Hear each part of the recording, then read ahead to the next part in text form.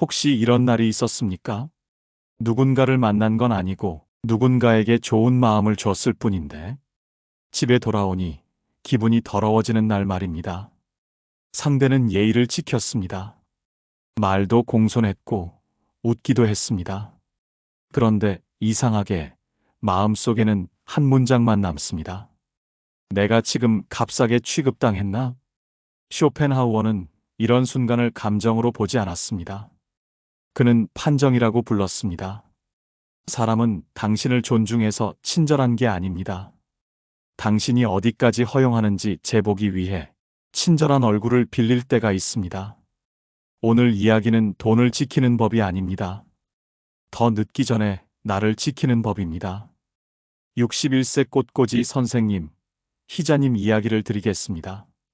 처음엔 감사하던 사람들이 어느 순간부터는 수강료를 깎고 환불을 요구하고 재료비까지 서비스로 밀어붙입니다. 그때 희자님이 바꾼 건 말싸움이 아니었습니다. 딱 한 문장. 그 한 문장으로 관계의 서열이 뒤집혔습니다. 지금부터 사람이 당신을 만만히 보기 시작하는 정확한 순간을 쇼펜하우어식으로 해부해 보겠습니다. 쇼펜하우어의 눈으로 보면 인간관계는 더 명확해집니다.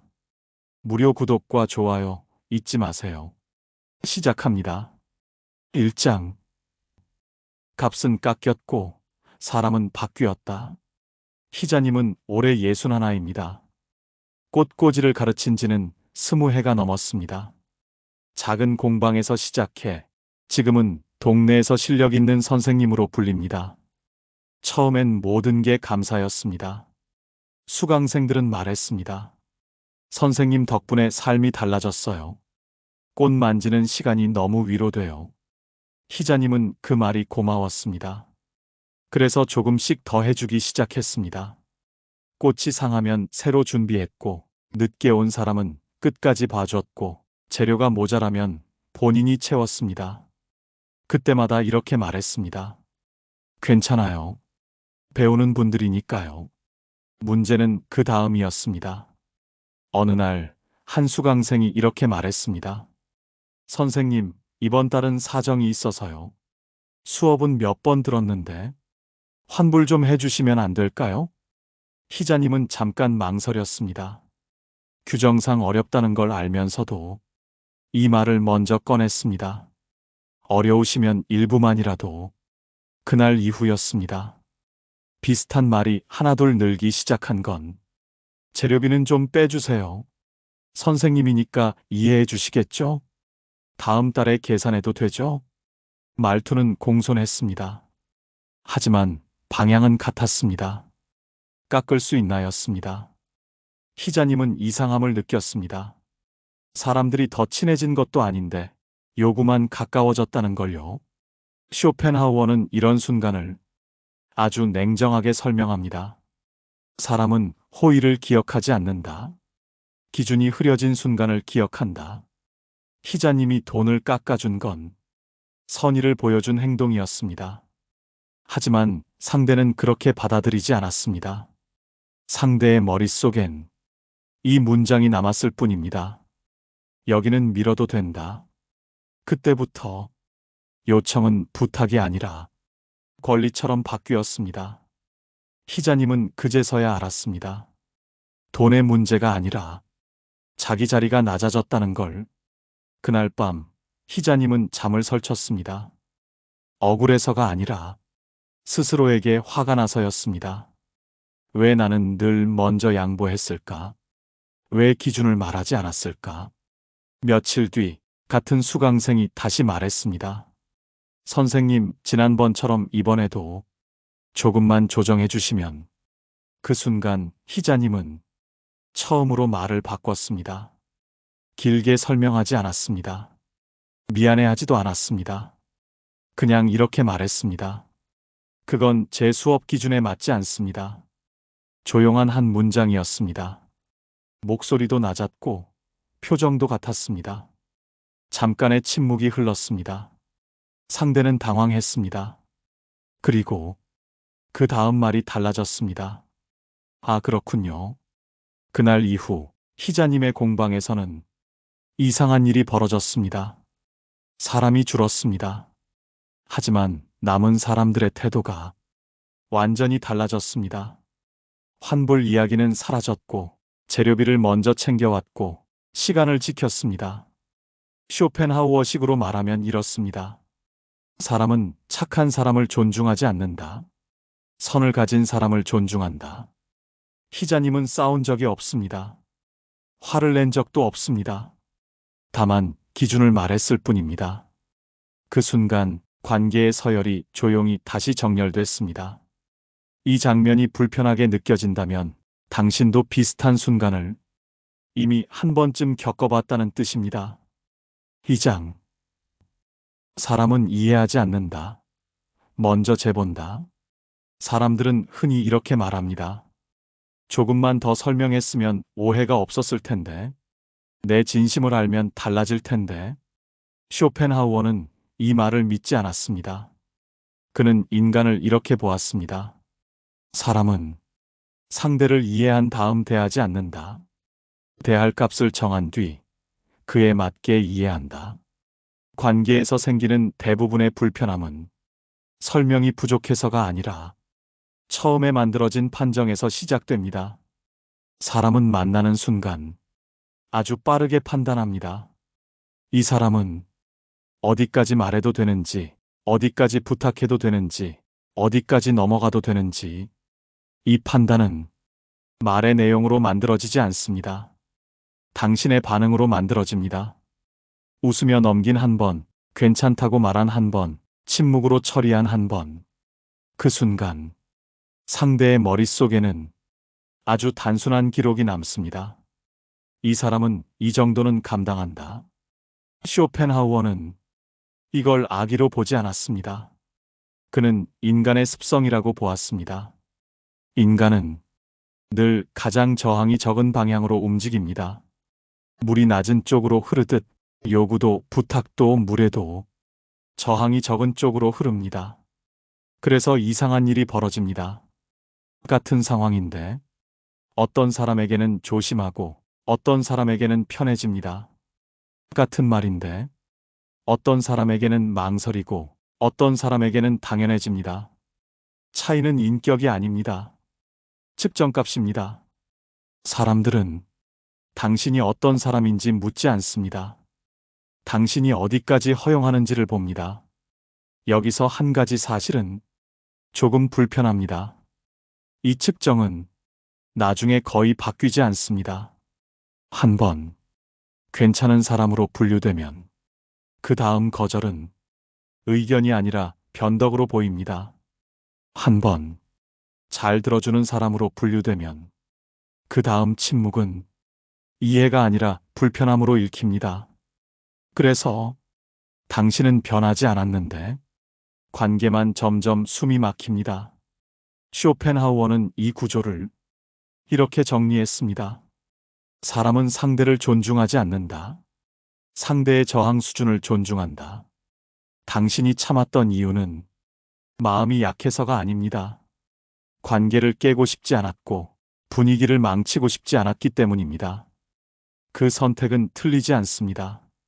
다만 인간은 그 선택을 배려로 저장하지 않습니다. 그들은 이렇게 저장합니다. 다음에도 괜찮다. 이게 반복되면 관계는 감정의 문제가 아니라 구조의 문제가 됩니다. 그때부터는 아무리 말투를 고르고 아무리 설명을 덧붙여도 달라지지 않습니다. 이미 값이 정해졌기 때문입니다. 쇼펜하우어는 그래서 이렇게 말했습니다. 싸우지 말라고, 설명하지 말라고, 설득하려 들지 말라고, 대신 말을 줄이고 반응을 늦추고 선 하나만 분명히 하라고. 길게 말할 필요는 없습니다. 그건 어렵습니다. 이번엔 아닙니다. 그렇게까지는 힘듭니다. 이 말은 상대를 밀어내는 말이 아닙니다. 다시 재게 만드는 말입니다. 사람은 그제서야 다시 생각합니다. 그리고 그 순간 관계의 공기는 조금 달라집니다. 3장. 공손해질수록 자리는 정해진다. 이런 장면 한 번쯤 겪어보셨을 겁니다. 말은 참 곱습니다. 목소리도 낮고 웃음도 있습니다. 그런데 이야기를 나누고 돌아오는 길에 이상하게 마음이 불편합니다. 누가 소리를 지른 것도 아니고 무례한 말을 들은 것도 아닌데 집에 와서 곱씹게 됩니다. 왜 내가 작아진 느낌이지? 쇼펜하우어는 이 감정을 예민함으로 보지 않았습니다. 그는 자리가 정해졌다는 신호라고 봤습니다. 동호회에서 흔히 벌어지는 장면입니다. 회의가 끝나갈 무렵 한 사람이 이렇게 말합니다. 말씀은 정말 공감합니다. 의견도 충분히 이해했고요. 말은 완벽합니다. 그래서 다들 고개를 끄덕입니다. 그리고 이어지는 말 한마디. 다만 이번엔 이렇게 정리하는 게 좋겠습니다. 그 순간 결정은 끝납니다. 토론은 있었지만 선택권은 없었습니다. 당신은 존중받은 게 아니라 정리당한 쪽이었습니다. 심리학에서는 이걸 공손함의 위계 효과라고 설명합니다. 사람은 공손한 말을 들을 때 두 가지를 동시에 판단합니다. 이 사람이 예의 바르다. 그리고 누가 주도권을 쥐고 있는가. 미국 스탠퍼드 대학의 연구에 따르면 같은 내용을 말해도 정중하게 설명하는 사람이 의견을 조정하는 위치로 인식될 확률이 훨씬 높았습니다. 즉, 공손함은 언제나 중립이 아닙니다.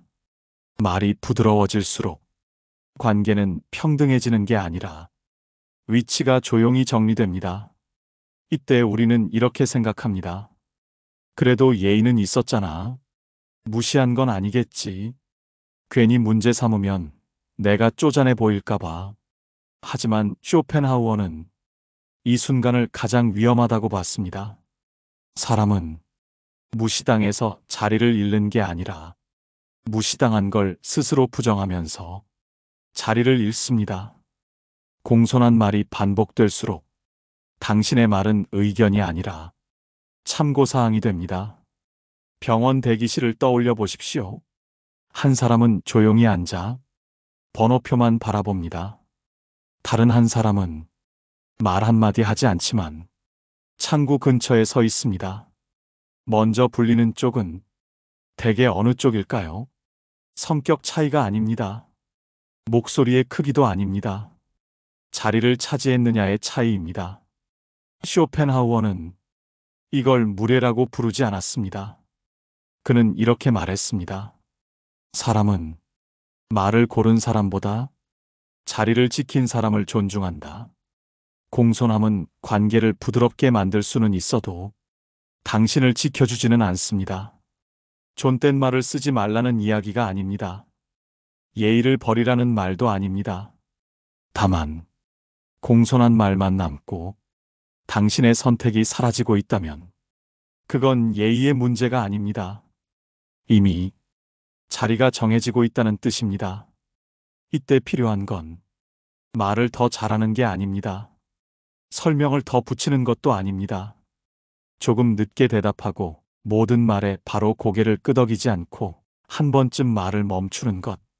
그 작은 멈춤 하나로 사람은 다시 계산을 시작합니다. 공손함 뒤에 태도가 보일 때 관계의 공기는 조용히 달라집니다. 4장. 부탁이 늘어나는 순간 처음엔 아주 사소합니다. 이번 한 번만요. 잠깐만 도와주실 수 있을까요? 부탁은 늘 이렇게 시작합니다. 조심스럽고 미안해 보이고 짧습니다. 그래서 대부분 이렇게 대답합니다. 그 정도야 뭐. 이번만 도와주지. 쇼펜하우어는 이 장면을 인간의 선의로 보지 않았습니다. 그는 관찰의 시작이라고 봤습니다.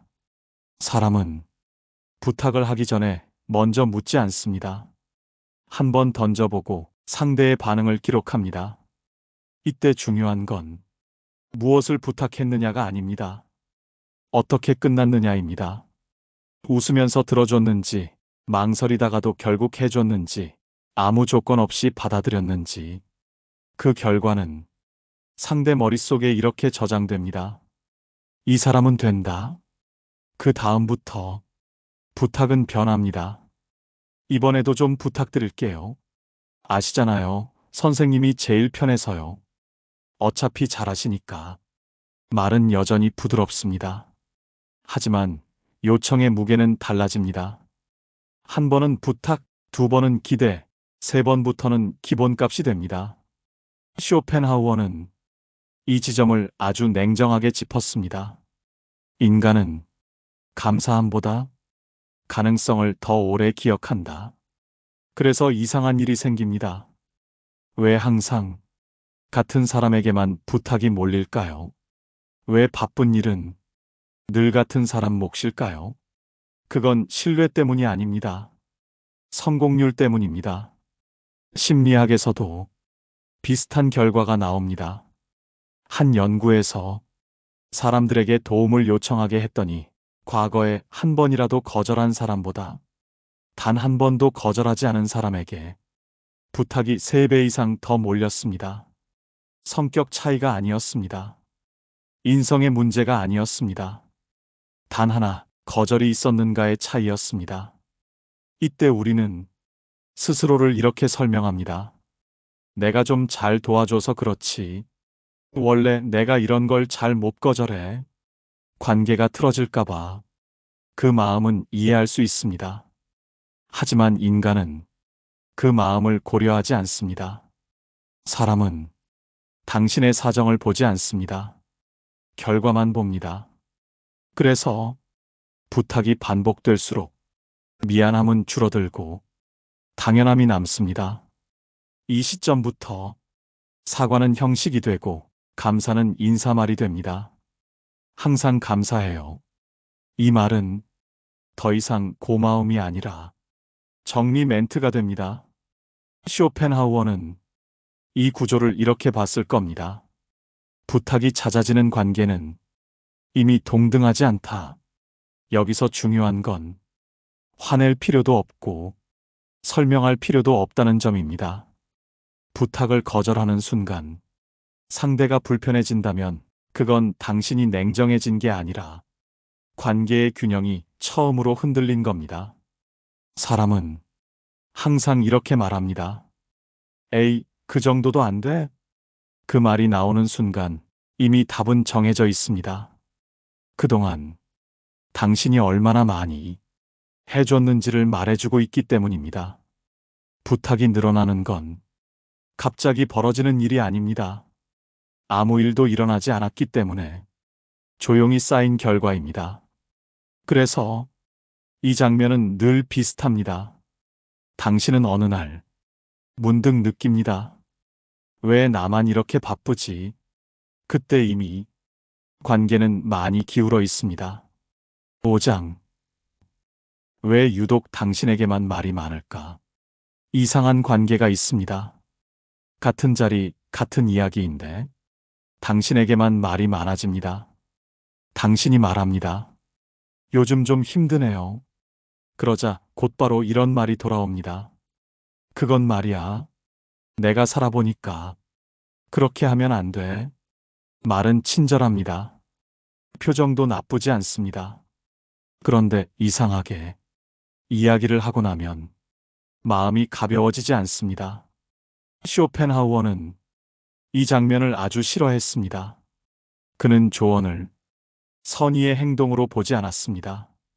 그는 조언을 위치 선언으로 봤습니다. 쇼펜하우어가 베를린 대학에서 강의하던 시절 이야기입니다. 그의 강의실은 늘 한산했습니다. 같은 시간대 바로 옆 강의실에는 헤겔의 강의가 있었기 때문입니다. 헤겔의 강의실은 사람으로 가득 찼고 쇼펜하우어의 강의실은 늘 비어 있었습니다. 주변 사람들은 이렇게 말했습니다. 조금만 더 대중적으로 말씀하시면 어떻겠습니까? 학생들 눈높이에 맞춰야죠. 전부 조언이었습니다. 전부 친절한 말이었습니다. 하지만 쇼펜하우어는 그 조언을 한 번도 따르지 않았습니다. 그리고 이렇게 적었습니다. 조언이 많아지는 순간 나는 더 이상 동등한 존재가 아니다. 그는 그 말 속에서 학문적 충고가 아니라 위치의 차이를 보았습니다. 우리는 보통 조언을 들으면 이렇게 생각합니다. 나를 위해서 해주는 말이겠지. 저 사람도 경험이 있으니까. 하지만 쇼펜하우어는 이렇게 물었을 겁니다. 그 사람은 왜 다른 사람에게는 같은 조언을 하지 않을까? 같은 고민을 말해도 어떤 사람에게는 그냥 조용히 고개만 끄덕입니다. 어떤 사람에게는 그럴 수도 있죠. 하고 끝냅니다. 그런데 유독 당신에게만 설명이 길어집니다. 그 이유는 간단합니다. 조언은 필요한 사람에게 가는 게 아니라 끝까지 듣는 사람에게 갑니다. 반박하지 않는 사람, 고개를 끄덕이는 사람, 그럴 수도 있겠네요로 마무리하는 사람. 가르치려 드는 인간은 이미 위에 서 있다고 느낀다. 그래서 조언을 하고 나면 말한 사람은 편안해지고 들은 사람은 피곤해집니다. 도움받은 느낌이 아니라 평가받은 느낌이 남기 때문입니다. 가족 관계에서는 이게 더 분명해집니다. 유독 한 사람에게만 말이 많아집니다. 그건 그렇게 하는 게 아니야. 내가 해봐서 아는데 너는 아직 몰라. 왜 그 사람일까요? 착해서일까요? 아닙니다. 끝까지 듣기 때문입니다. 조언은 관심의 언어가 아닙니다. 관계의 언어입니다. 그리고 그 관계는 대개 위아래로 정리됩니다. 쇼펜하우어는 그래서 이런 말을 남겼습니다. 존중하는 사람에게는 설명하지 않는다.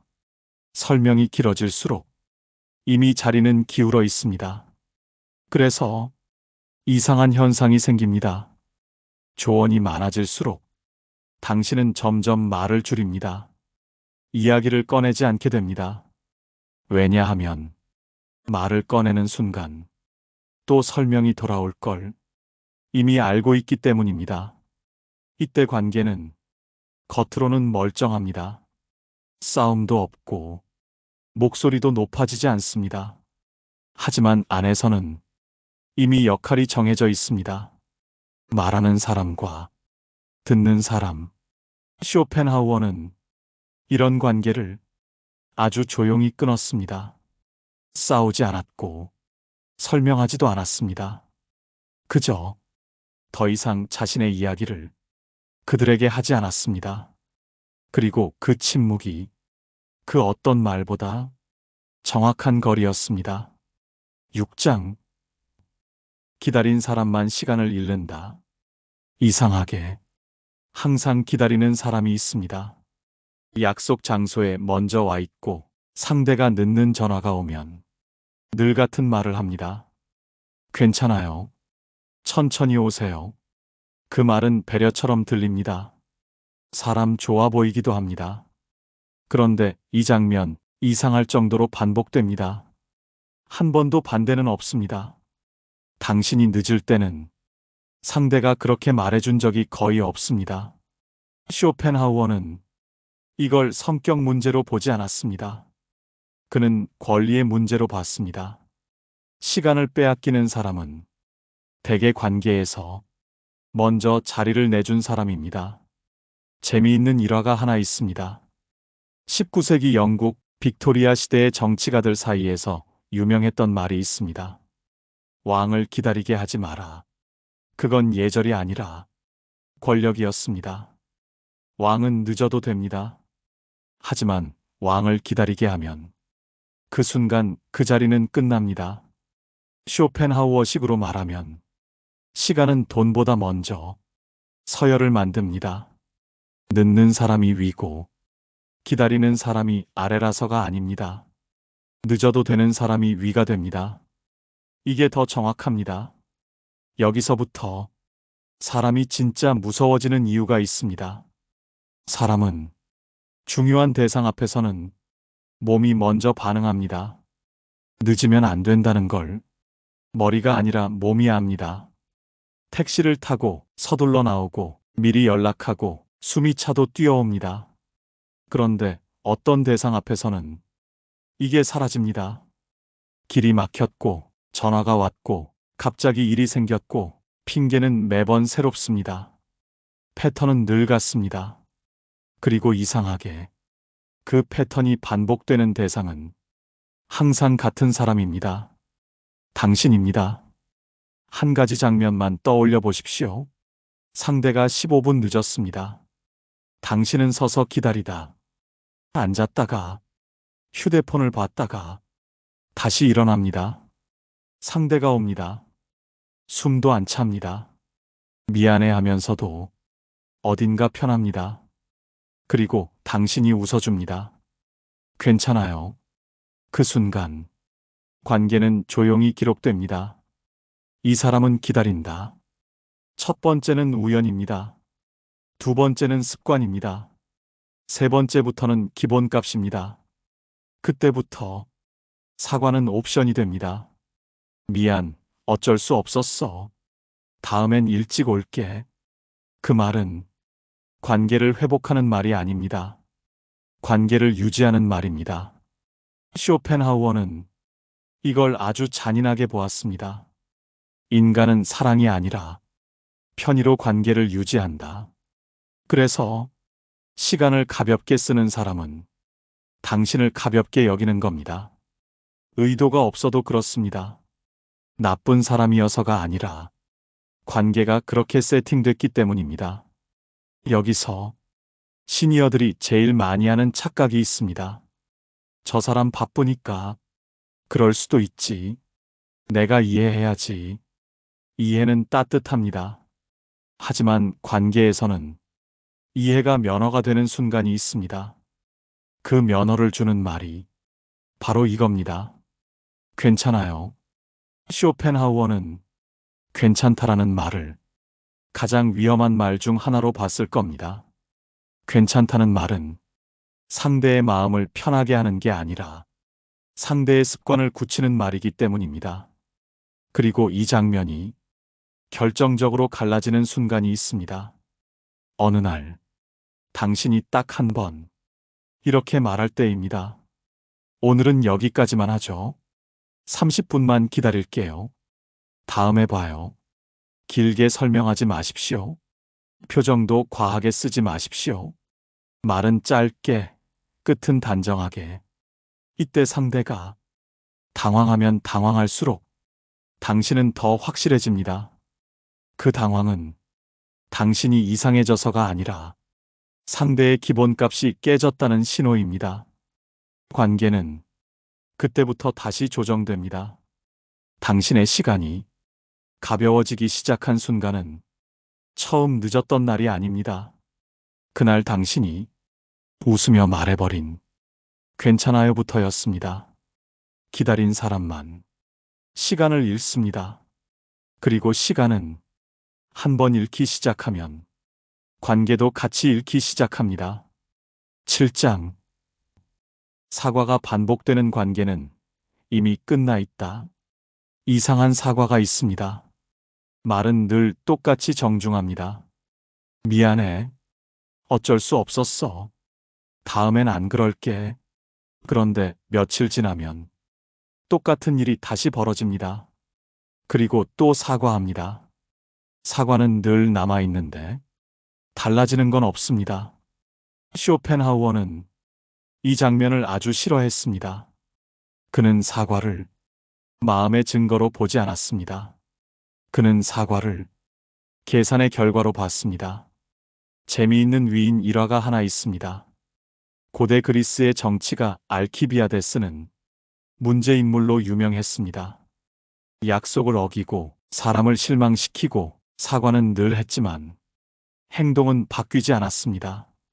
그런데도 그의 곁에는 사람이 남아 있었습니다. 왜였을까요? 사과를 잘했기 때문입니다. 말이 유창했고 표정이 진지했고 언제나 이번만은 정말 다르다고 말했습니다. 플라톤은 이 모습을 보고 이렇게 기록합니다. 그는 벌을 받지 않는 법을 배웠지 고치지 않는 법을 배운 게 아니다. 쇼펜하우어는 이 문장을 아주 좋아했을 겁니다. 사람은 사과를 들을 때 진심을 보려 합니다. 하지만 인간은 진심보다 패턴으로 움직입니다. 사과 뒤에 아무 일도 일어나지 않으면 그 사과는 점점 값이 떨어집니다. 처음의 사과는 관계를 회복하려는 말입니다. 두 번째 사과는 관계를 유지하려는 말입니다. 세 번째부터는 관계를 버텨보려는 말입니다. 그 다음부터 사과는 감정이 아니라 기술이 됩니다. 쇼펜하우어는 이걸 아주 단순하게 정리했을 겁니다. 인간은 용서받은 횟수를 센다. 이 구조는 가족 관계에서 더 선명합니다. 미안해. 이번엔 못 가. 다음 주엔 꼭 갈게. 다음 주도 못 옵니다. 또 사과합니다. 처음엔 마음이 쓰입니다. 두 번째엔 이해하려 듭니다. 세 번째부터는 기대를 접습니다. 이때부터 관계는 유지되지만 존중은 빠져나갑니다. 쇼펜하우어는 이 상태를 가장 위험한 관계라고 봤을 겁니다. 싸움은 없는데 아무것도 달라지지 않는 관계, 말은 오가는데 사람은 오지 않는 관계. 심리학에서도 이 현상은 이미 설명돼 있습니다. 이를 도덕적 면죄 효과라고 부릅니다. 사람은 사과나 반성 표현을 하면 심리적 부담이 줄어들고 그래서 오히려 같은 행동을 더 쉽게 반복합니다. 실험 결과는 단순했습니다. 사과를 자주 하는 사람일수록 행동 수정은 적었습니다. 말이 많을수록 변화는 적었습니다. 그래서 관계에는 이런 순간이 옵니다. 사과를 들으면 마음이 풀리는 게 아니라 머릿속에서 이 생각이 먼저 떠오릅니다. 또겠지. 그때 이미 관계는 많이 닳아 있습니다. 쇼펜하우어는 말 대신 행동을 보라고 했습니다. 그는 이렇게 믿었습니다. 인간은 말로 자신을 설명하지만 행동으로 자신을 고백한다. 사과 뒤에 아무것도 달라지지 않았다면 그 사과는 이미 역할을 바꾼 겁니다. 미안함의 표현이 아니라 시험지가 된 겁니다. 어디까지 괜찮은지, 그리고 당신이 계속 괜찮다고 하면 그 시험은 통과됩니다. 사람이 줄어드는 일은 생각보다 조용합니다. 크게 싸우지도 않고 누가 잘못했는지 따지지도 않습니다. 그저 어느 순간 연락할 사람이 떠오르지 않을 뿐입니다. 예전에는 그 공백이 불안했습니다. 지금은 이상하게 편합니다. 설명하지 않아도 되는 시간, 기다리지 않아도 되는 시간, 사과를 기대하지 않아도 되는 시간, 말이 줄고 시간이 존중받는 관계, 그 몇 사람만 남아도 인생은 충분히 조용하고 충분히 단단해집니다. 쇼펜하우어는 차갑게 인간을 관찰했지만 그의 통찰은 우리를 자유롭게 만듭니다. 진실을 아는 것만으로도 더 이상 혼자 싸우지 않아도 되니까요. 쇼펜하우어와 함께 읽는 관계의 진실, 다음 이야기도 구독과 좋아요로 함께 해주세요.